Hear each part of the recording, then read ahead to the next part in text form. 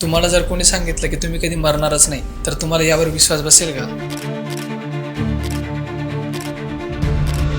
आज जगभरातील अनेक शास्त्रज्ञ हे एकाच ध्येयावर काम करत आहे की माणसाला अमर कसं करता येईल. आजच्या काळात विज्ञानाने इतकी प्रगती केली आहे की वृद्धत्व हा आता केवळ निसर्गाचा नियम न राहता एक आजार मानला जात आहे. शास्त्रज्ञ सेल्युलर रिप्रोग्रामिंगवर काम करत आहे, म्हणजे आपल्या शरीरातील पेशींना पुन्हा तरुण करणं. आणि दुसरं म्हणजे माइंड अपलोडिंग, ज्यात तुमच्या मेंदूतील सर्व आठवणी एका चिपमध्ये साठवल्या जातील. म्हणजे तुमचं शरीर जरी थकलं तरी तुमचे विचार आणि मेंदू हा कायम तरुणच राहील. पण थांबून थोडा विचार करूया, जर खरंच आपण अमर झालो तर आयुष्य कसं दिसेल?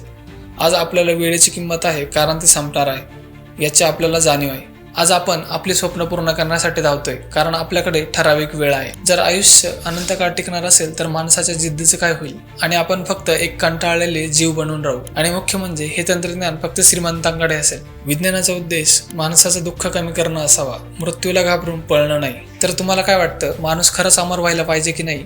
आम्हाला कमेंटमध्ये नक्की सांगा. आणि अशाच बनणाऱ्या गोष्टी मराठीतून जाणून घेण्यासाठी आमच्या चॅनलला सबस्क्राईब आणि फॉलो करायला विसरू नका.